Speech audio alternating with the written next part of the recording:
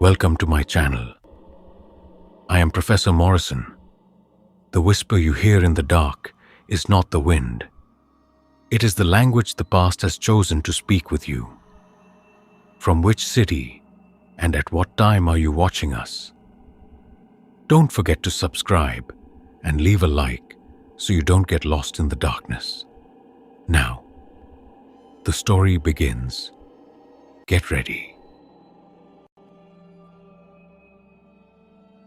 The twins who shared one shadow. In the quiet French village of Valmont, everyone knew the twin sisters, Emma and Elise Laurent. They looked identical, spoke with the same gentle voice, and often finished each other's sentences. Yet the villagers whispered about one strange detail that had followed them since birth. Whenever the sun was low, the girls cast only a single shadow. Their parents laughed at the old superstition, insisting it was nothing more than a trick of the light. As the years passed, the twins learned to ignore the curious stares. Still, they could never explain why mirrors often reflected one sister a heartbeat later than the other, or why family photographs sometimes showed only one child standing where two had posed. When the sisters turned 17, their grandmother fell seriously ill. Before her final breath, she held Emma's hand and whispered, "Never let the shadow choose between you." Neither sister understood what she meant. A week later, strange events began. Every night at exactly 2:22 a.m., someone knocked 3 times on the bedroom wall that separated their beds. Knock, knock, knock. Whenever Emma asked if Elise had heard it, her sister answered yes. But when they searched the house, everyone else was asleep. The following evening, Emma woke to find Elise standing beside the window, staring into the garden. "There is someone outside," Elise whispered. Emma looked through the glass. The garden was empty. "There," Elise insisted, "I can see her." Emma saw nothing. The next morning, footprints appeared beneath the window. There was only one set, bare feet. They began in the middle of the garden and ended at the wall of the house. There were no footprints leading away. Disturbed, the sisters installed a small camera facing the garden. The next morning, they watched the recording. At 2:22 a.m., both of them appeared in the garden. Emma gasped. Neither of them had left their room that night. On the screen, the two girls stood perfectly still beneath an old oak tree. Then something impossible happened. Their shadows slowly separated from their bodies. Emma's shadow remained beside her. Elise's shadow walked away alone.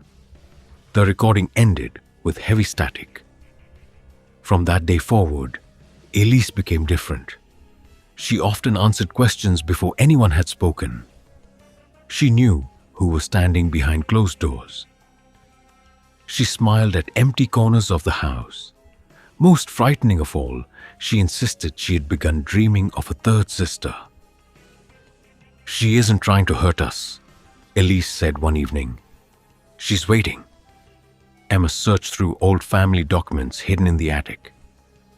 Inside an old wooden chest, she found a faded birth record. Her heart nearly stopped.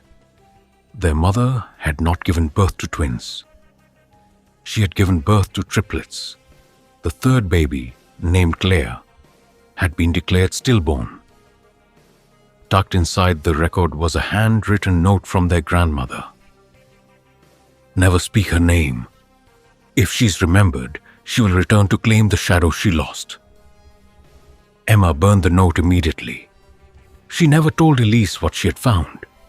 But that night, at exactly 2:22 a.m., the knocking returned. Only this time, it came from the bedroom door. Slowly, 3 knocks.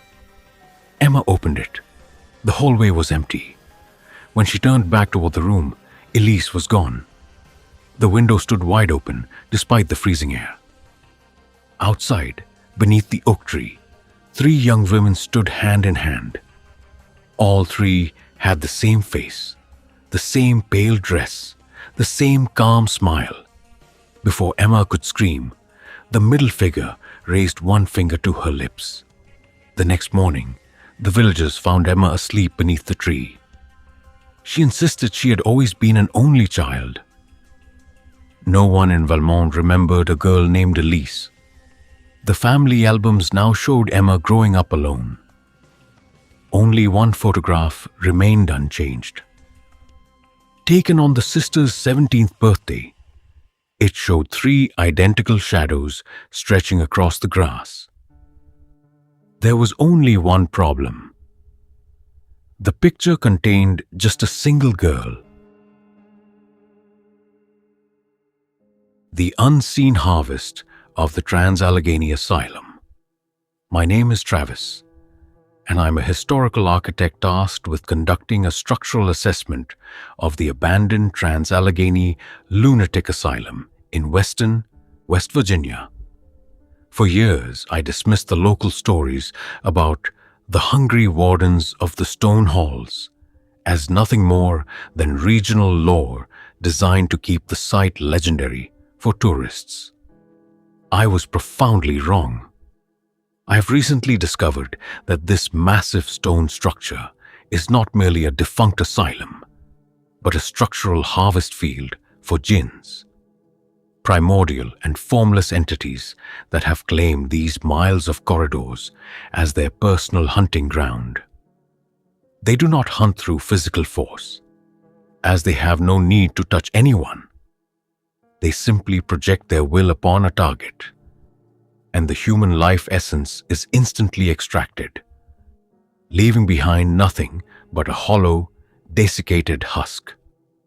Last Thursday, while documenting the deteriorating integrity of the ceiling in the main infirmary, I witnessed their harvesting process. Two paranormal investigators who had been granted special clearance to film within the restricted wards stopped abruptly in the center of the hallway.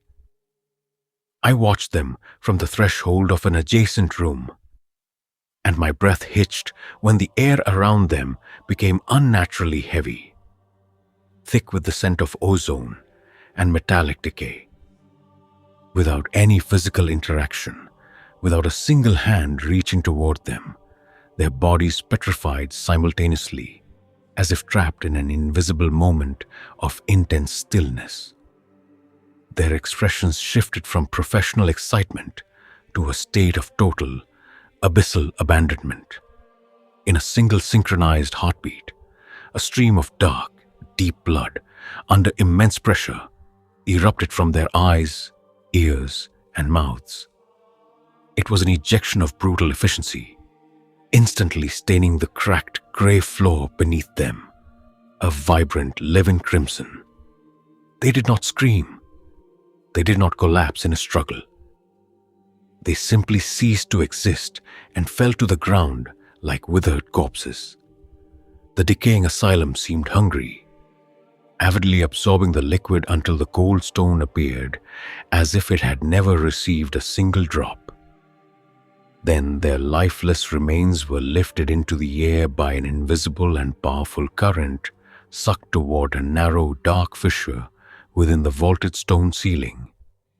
They were engulfed by the building like dust in a vacuum, vanishing into the cold, jagged depths of the asylum's hidden foundation, from which no prey ever returns.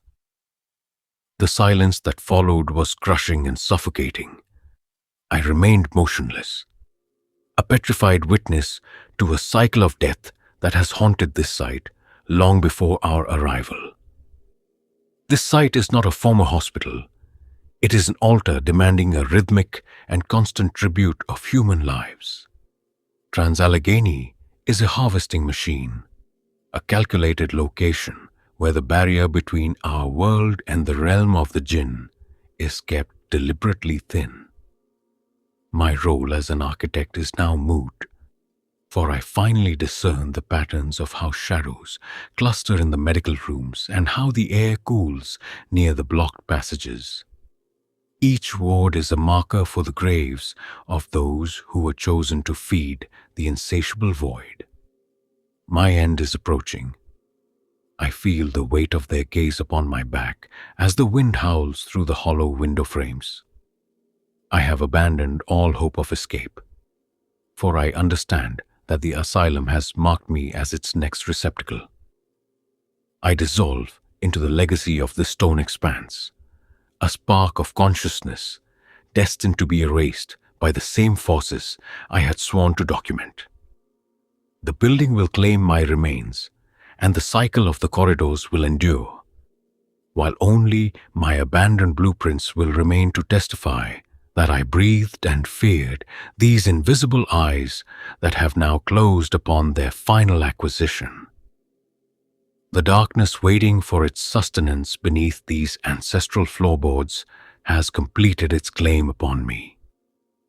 And I realize that my existence in this blood-soaked property is merely a tiny event in an infinite chain of victims that will never find a resolution. For the very arches breathe, starve, and avidly consume every fleeting moment of our fragile lives to satisfy their hunger for our final, inevitable, and total disintegration into the hungry, unforgiving darkness of this crumbling monument of demise. The echoing harvest of Waverly Hills. My name is Silas, and I am a facility inspector tasked with evaluating the structural decay of the abandoned Waverly Hills Sanatorium in Louisville, Kentucky. For years, I dismissed the local tales about the unseen reapers of the fifth floor as nothing more than amateur folklore intended to scare off urban explorers and thrill seekers. I was profoundly wrong. I have recently discovered that this former medical facility is not a mere monument to past suffering, but a structural harvest field for jinns, primordial and formless entities that have claimed these sprawling corridors as their personal hunting ground. They do not hunt through physical force, as they have no need to touch anyone. They simply project their will upon a target, and the human life essence is instantly extracted, leaving behind nothing but a hollow, desiccated husk. Last Friday, while documenting the integrity of the ventilation shafts near the infamous death tunnel, I witnessed their harvesting process. Two documentary filmmakers, who had been granted special access to film the abandoned wards, stopped abruptly in the center of a derelict surgery room. I watched them through a cracked observation window, and my breath hitched when the air around them became unnaturally heavy, thick with the scent of ozone and metallic decay. Without any physical interaction, without a single hand reaching toward them, their bodies petrified simultaneously as if trapped in an invisible moment of intense stillness. Their expressions shifted from artistic concentration to a state of total, abyssal abandonment. In a single synchronized heartbeat, a stream of dark, deep blood, under immense pressure, erupted from their eyes, ears, and mouths.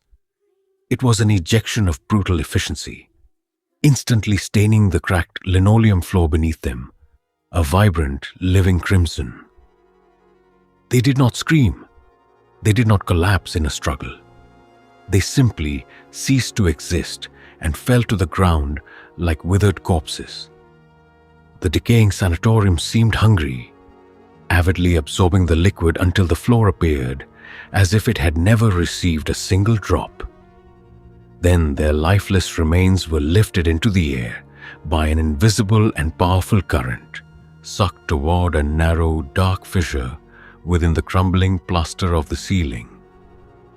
They were engulfed by the building like dust in a vacuum, vanishing into the cold, jagged depths of the sanatorium's architecture, from which no prey ever returns.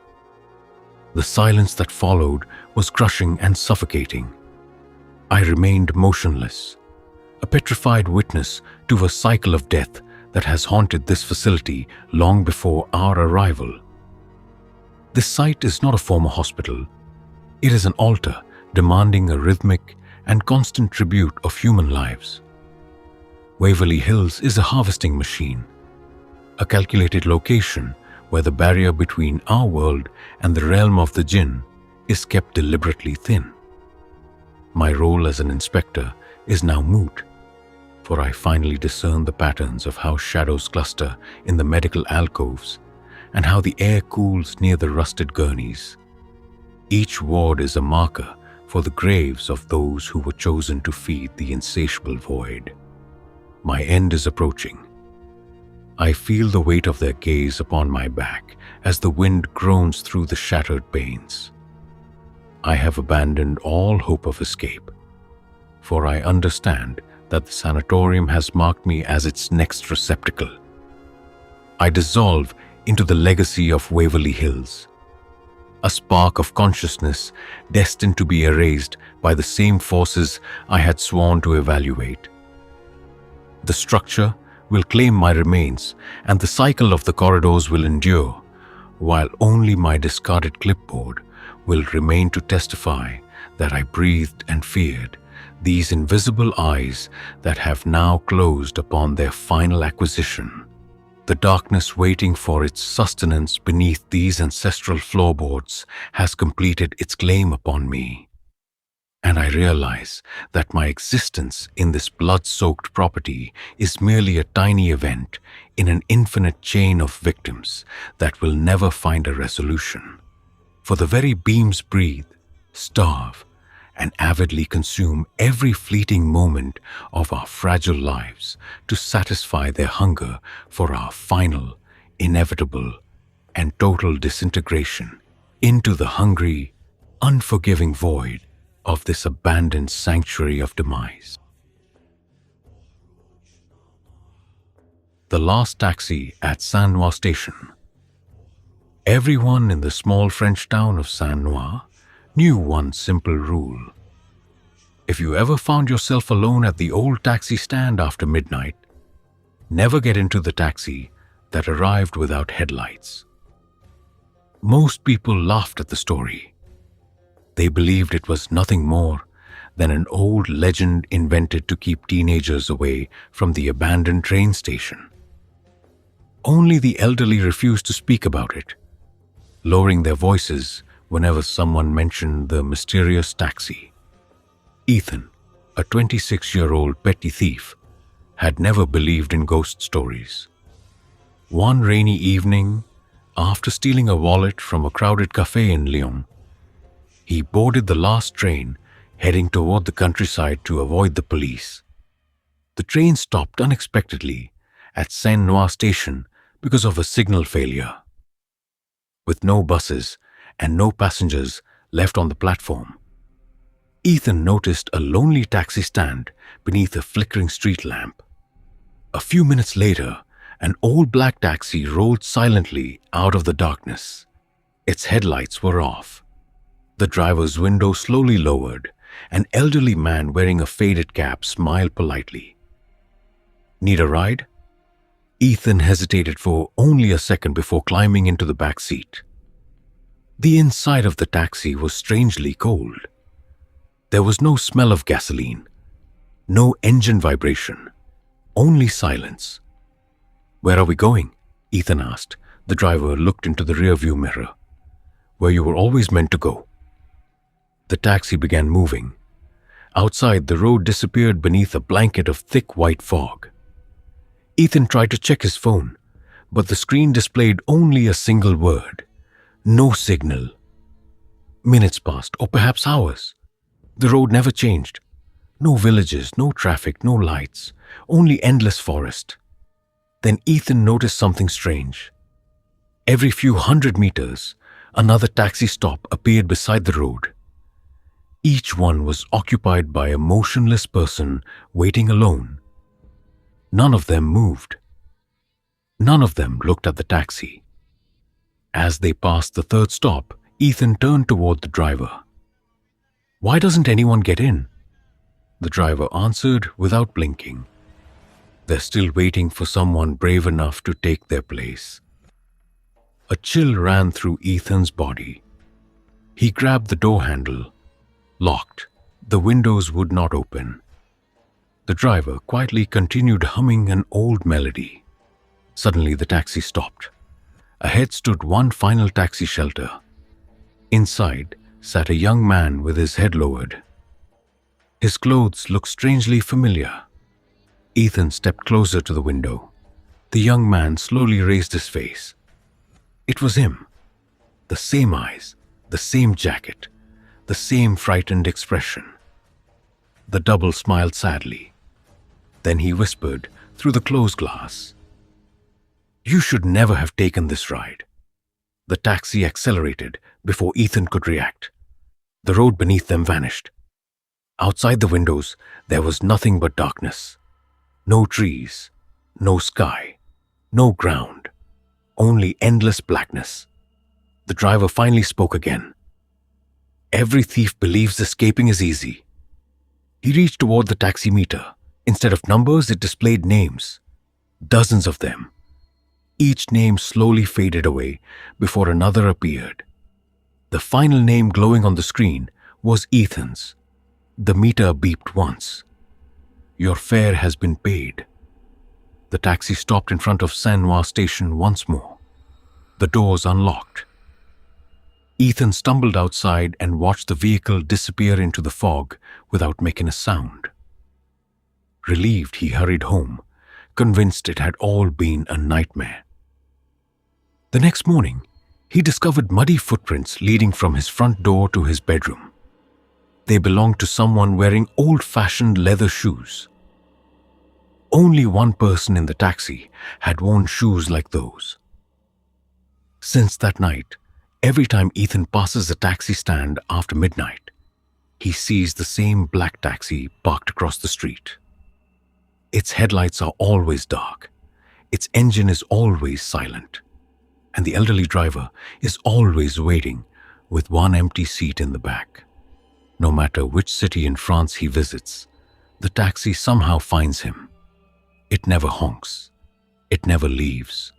It simply waits for the night Ethan finally accepts another ride.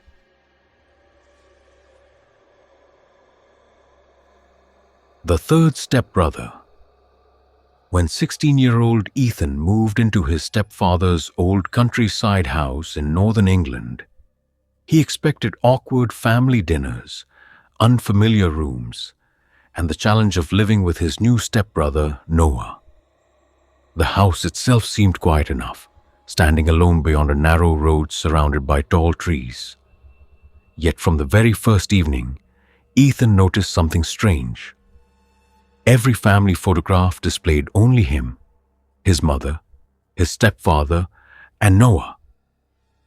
Still, more than once, he had the unsettling feeling that someone else was watching from just outside the edge of every picture.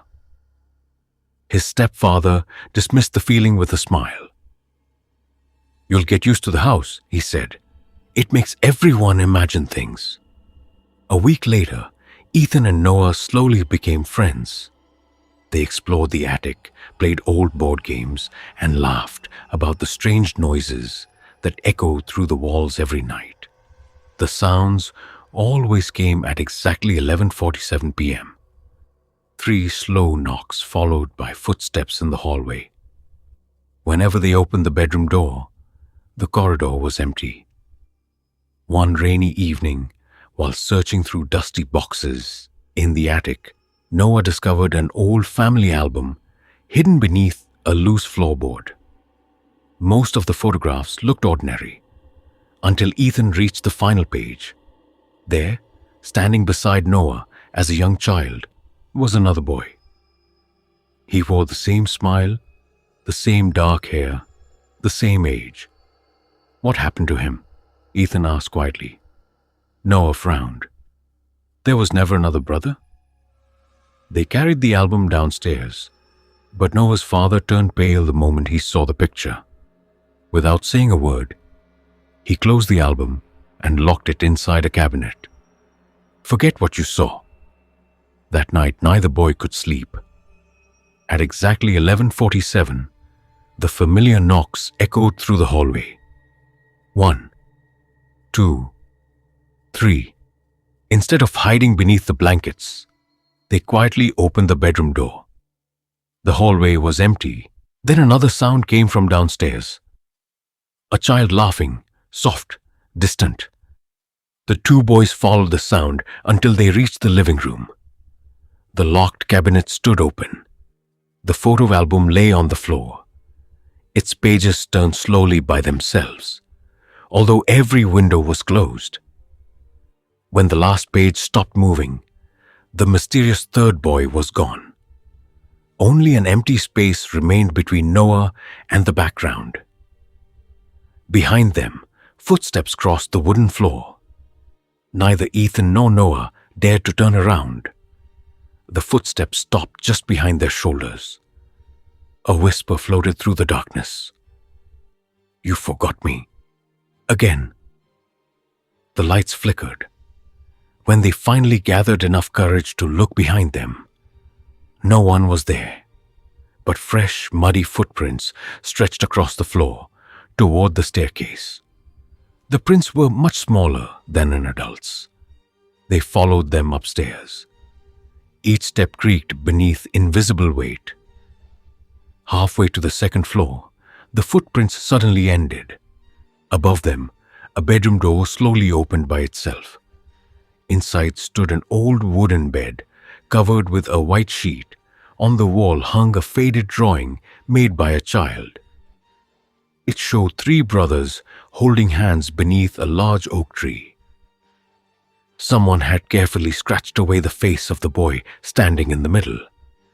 The room became freezing cold. A music box resting on the windowsill began to play without anyone touching it. As the melody echoed through the room, Ethan noticed another change. The drawing now showed only two brothers. The third child had disappeared completely. Noah whispered that he felt someone standing beside him. Ethan saw nothing, yet the floorboards bent slightly, as though unseen feet rested upon them. The music stopped. Silence filled the room. Then the bedroom door slammed shut. A child's voice whispered from the darkness, "I don't want to disappear alone." The next morning, Ethan searched public records at the village library. He discovered that many years earlier, Noah's family had adopted another boy after a tragic accident. The child had vanished without explanation only a few months later. His name had gradually disappeared from official documents, photographs, and even family memories, as though history itself had erased him. Only the house seemed unwilling to forget. The family moved away before the end of the summer. No strange sounds followed them to their new home. Months later, Ethan unpacked an old moving box and found the forgotten family album. He opened the final page. This time, the mysterious boy had returned. He was smiling, but Noah was gone. Beneath the photograph, words slowly appeared, as if written by an invisible hand. "Now I have my brother back."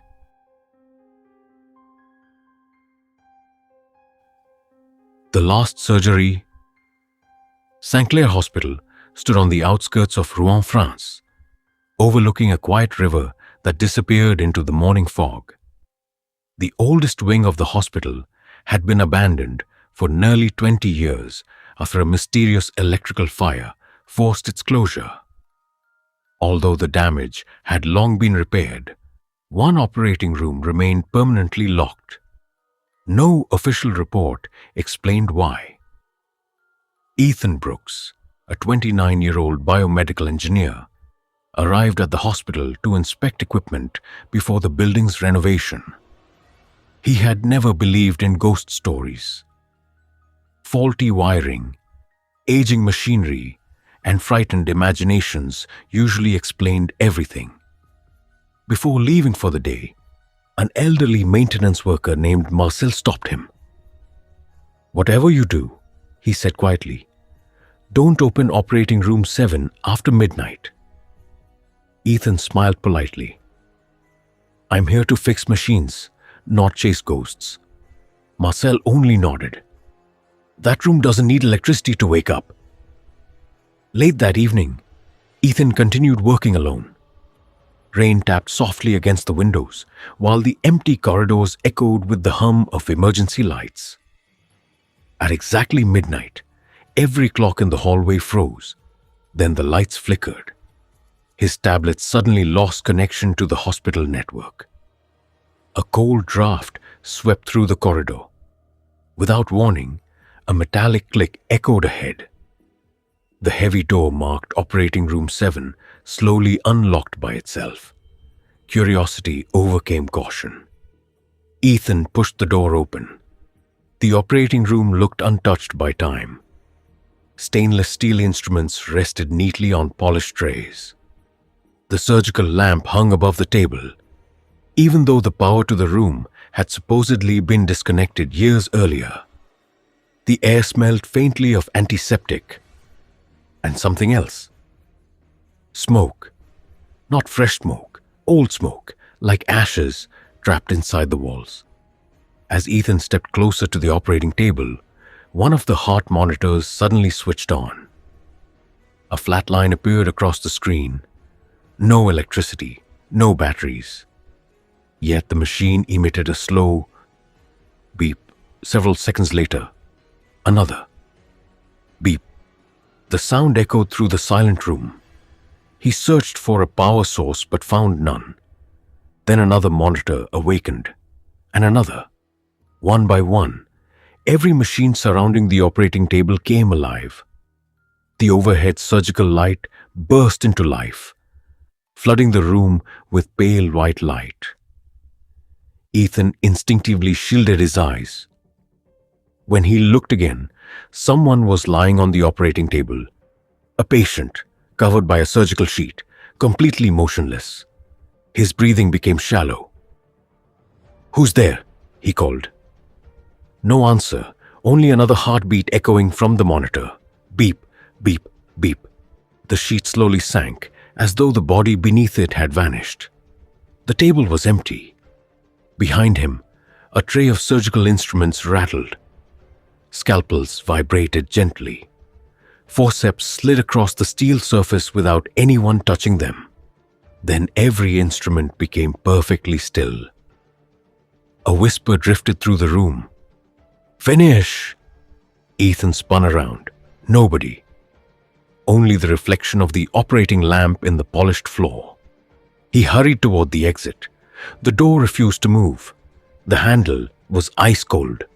Suddenly, the surgical light rotated on its own and focused directly on him. The monitor's heartbeat accelerated. Beep, beep, beep. A second hospital bed rolled slowly out of the shadows. No one pushed it. Its wheels made no sound. It stopped beside Ethan. A clipboard hanging from the bed carried a patient file. He picked it up with trembling hands. The patient's name was his own. Admission date tomorrow.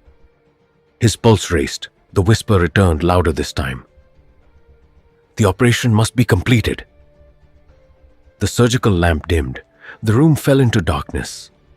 Only the heartbeat monitor continued glowing. Beep, beep, then silence. When Ethan opened his eyes, he was standing alone in the hallway. The door to operating room 7 was locked again. His watch showed 12:01 a.m., as though only a single minute had passed. Shaken, he resigned the next morning and left Rouen without telling anyone what had happened. Months later, he convinced himself exhaustion had caused hallucinations, until a letter arrived with no return address. Inside was a recent hospital appointment card. It listed St. Clair Hospital, operating room 7, surgery time 12 a.m. No patient's name was printed, Only one handwritten sentence appeared beneath the appointment. You already survived the first visit. Few survive the second. Sometimes, on sleepless nights, Ethan hears the faint rhythm of a heart monitor somewhere in the darkness of his apartment. It always begins with a single beep, and each time it sounds, every clock in his home stops at exactly midnight. The Unseen Reaper of the Mutter Collection. My name is Elias, and I am a junior conservator tasked with overseeing the late-night inventory of the Mutter Museum's pathological collection in Philadelphia, Pennsylvania. For years, I dismissed the hushed warnings from senior staff regarding the curators of the unseen as mere eccentricities meant to instill respect for the specimens. I was profoundly wrong. I have recently discovered that this museum is not merely a repository of medical history, but a structural harvest field for jinns, primordial and formless entities that have claimed these glass-encased isles as their personal hunting ground. They do not hunt through physical force, as they have no need to touch anyone. They simply project their will upon a target, and the human life essence is instantly extracted, leaving behind nothing but a hollow, desiccated husk. Last Tuesday, while cataloging skeletal anomalies in the East Wing, I witnessed their harvesting process.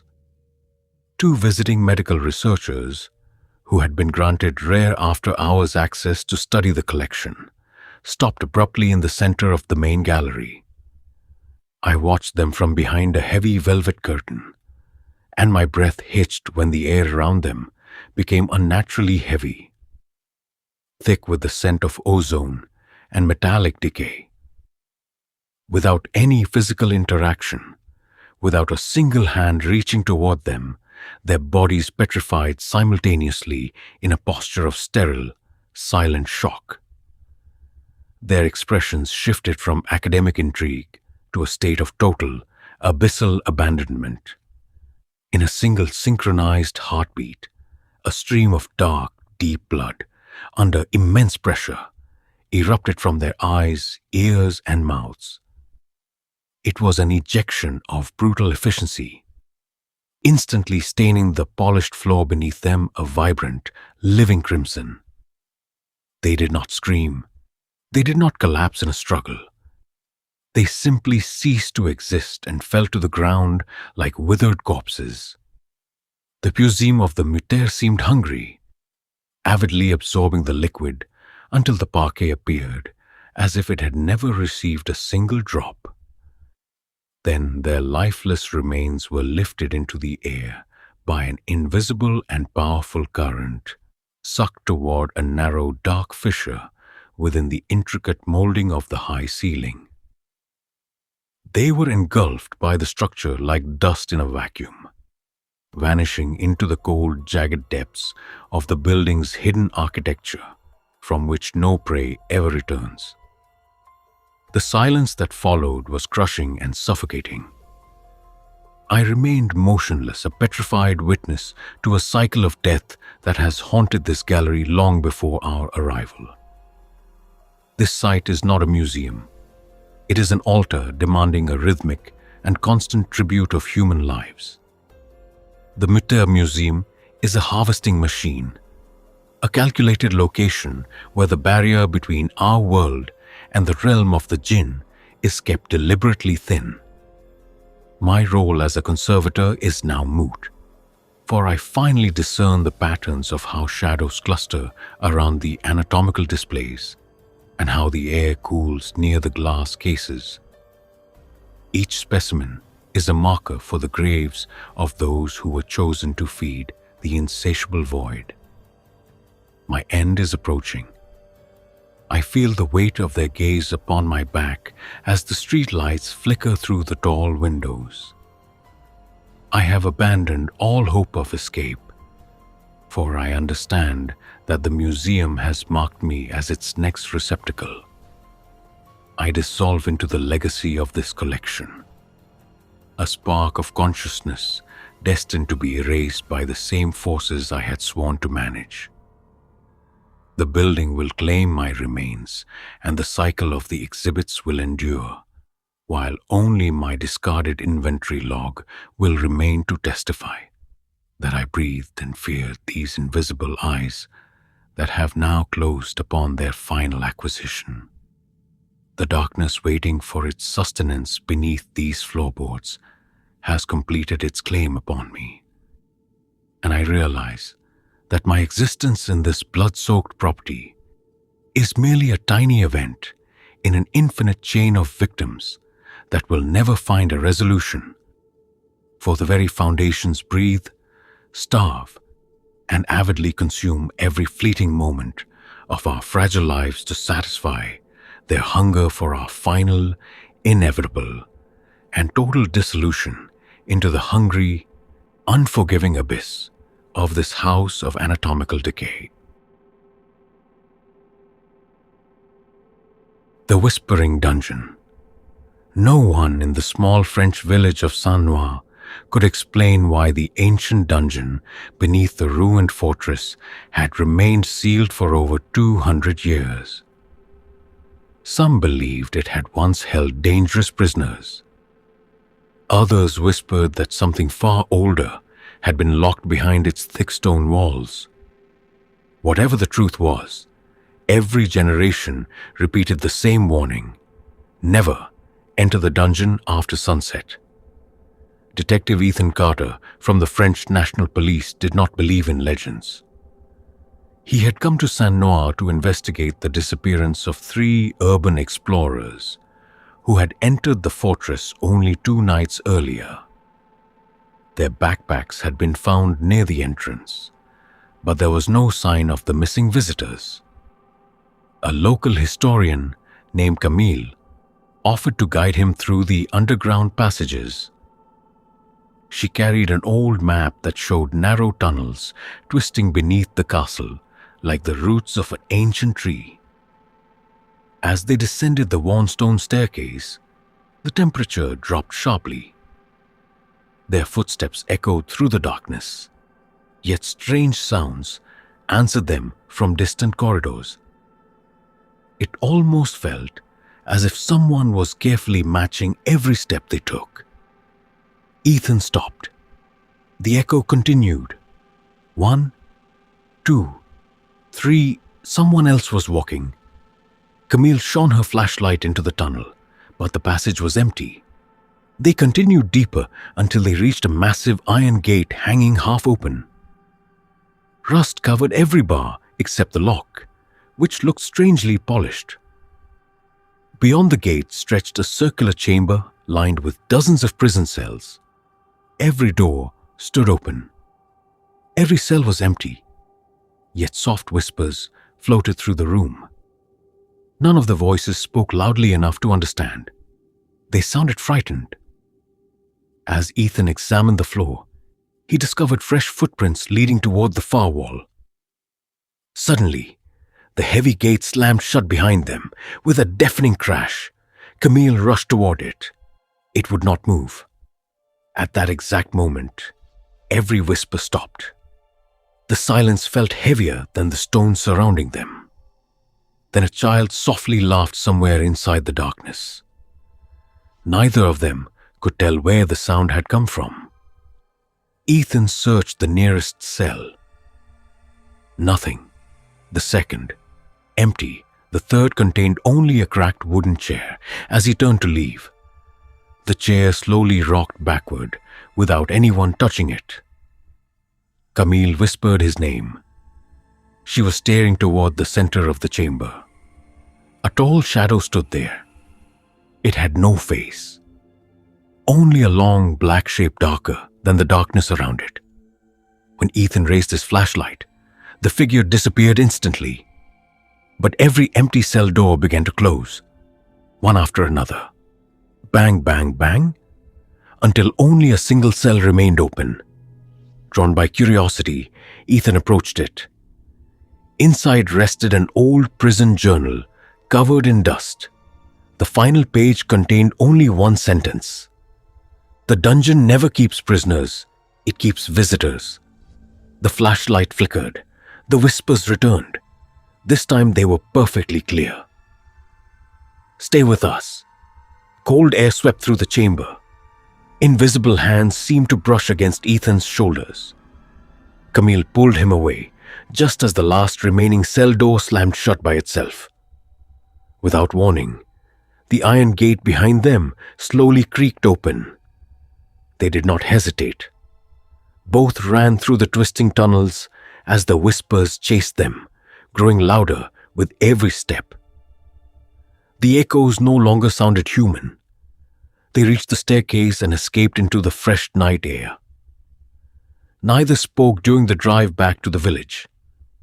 The next morning, police officers searched the dungeon with modern equipment. They found no prison cells, no iron gate, no circular chamber, only a short underground corridor ending at a solid stone wall. Officials concluded that exhaustion and poor visibility had caused confusion. The case of the missing explorers remained unsolved. Weeks later, Ethan received an unmarked envelope at his office. Inside was the prison journal. He was certain he had left it behind. As he slowly opened it, he noticed something impossible. The final page had changed. Beneath the old sentence appeared a new line, written in fresh black ink. One visitor escaped, but the dungeon remembers every path back. At that exact moment, his office lights went out. From somewhere beyond the closed door came the unmistakable sound of a heavy iron gate, slowly opening. The harvest at Bobby Mackey's. My name is Hank, and I am a structural surveyor contracted to evaluate the decaying foundations of Bobby Mackey's music world in Wilder, Kentucky. For years, I dismissed the local accounts of the invisible reapers of the dance floor as mere superstitions meant to capitalize on the venue's dark reputation. I was profoundly wrong. I have recently discovered that this tavern is not a mere music hall, but a structural harvest field for jinns, primordial and formless entities that have claimed these floorboards as their personal hunting ground. They do not hunt through physical force, as they have no need to touch anyone. They simply project their will upon a target, and the human life essence is instantly extracted, leaving behind nothing but a hollow, desiccated husk. Last Saturday, while documenting the integrity of the beams beneath the main stage, I witnessed their harvesting process. Two staff members, who had remained behind to clean up after a private event, stopped abruptly in the center of the dance floor. I watched them through a floorboard gap, and my breath hitched when the air around them became unnaturally heavy, thick with the scent of ozone and metallic decay. Without any physical interaction, without a single hand reaching toward them, their bodies petrified simultaneously in a posture of complete, terrifying surrender.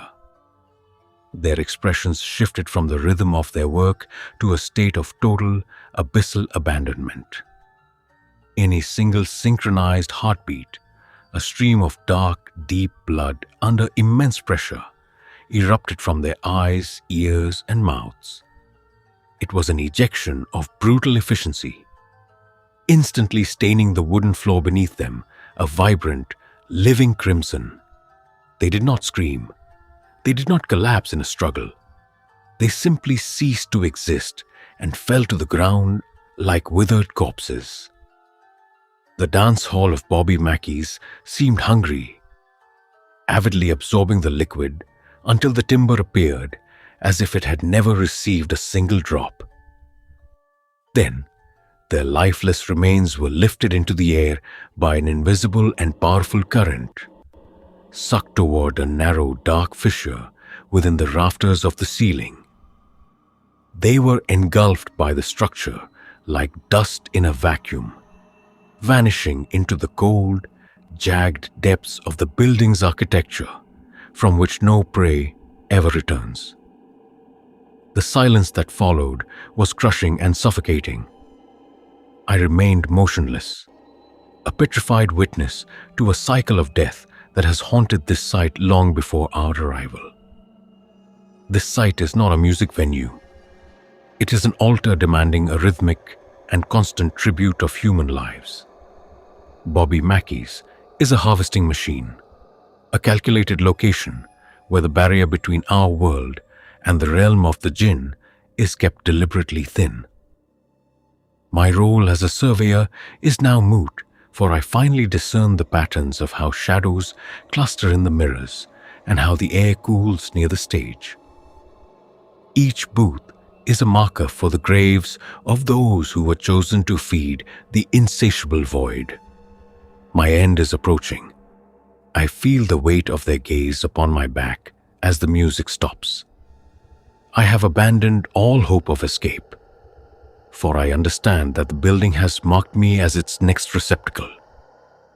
I dissolve into the legacy of this place, a spark of consciousness destined to be erased by the same forces I had sworn to survey.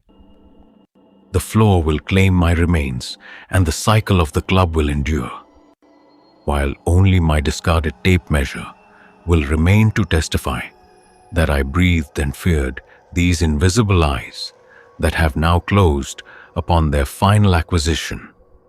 The darkness waiting for its sustenance beneath these floorboards has completed its claim upon me, and I realize that my existence in this blood-soaked property is merely a tiny event in an infinite chain of victims that will never find a resolution, for the very beams breathe, starve, and avidly consume every fleeting moment of our fragile lives to satisfy their hunger for our final, inevitable, and total disintegration into the hungry, unforgiving darkness of the stage.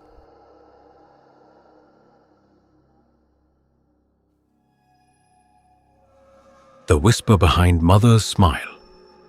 When 16-year-old Emily Carter moved into Blackwood Manor with her father and her new stepmother, Eleanor, she tried to believe everyone who said time would make them feel like a real family. The manor stood alone in the French countryside, surrounded by ancient oak trees that seemed to block the sunlight even during the brightest afternoons.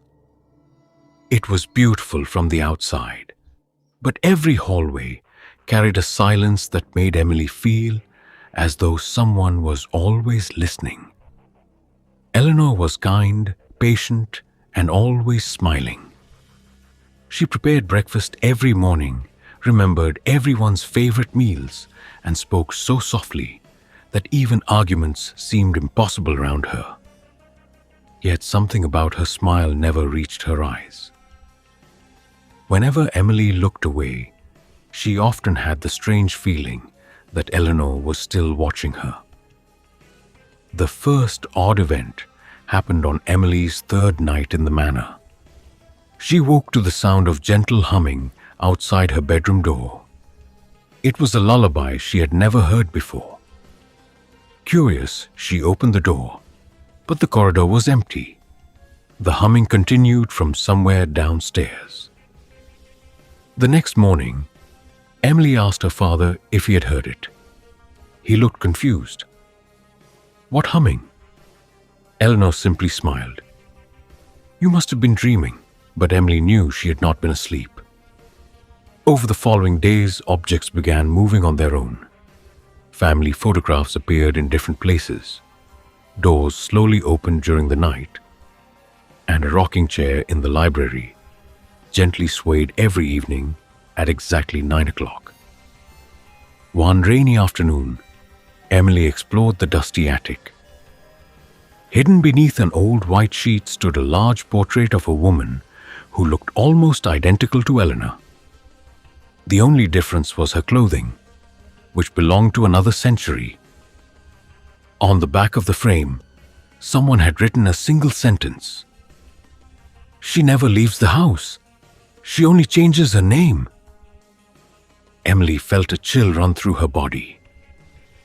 When she carried the portrait downstairs, it had vanished from her hands before she reached the first floor. That evening, she found it hanging neatly above the fireplace. Her father claimed it had always been there. Only Emily remembered the empty wall from the day before. Unable to ignore her growing fear, she searched through old records in the village library. The manor had belonged to the Ashcroft family for more than 150 years. Every generation had recorded the same unsettling story. The master of the house always remarried after the mysterious death or disappearance of his first wife. The new wife was always described as graceful, gentle, and remarkably similar to the woman before her. The names changed, the face never did. Emily hurried home before sunset. As she entered the manor, Eleanor stood in the entrance hall waiting. "I've been expecting you," she said calmly. Emily noticed that Eleanor's reflection in the large hallway mirror was smiling. The real Eleanor was not. The reflection slowly lifted one hand. A second later, Eleanor copied the movement. Emily stumbled backward.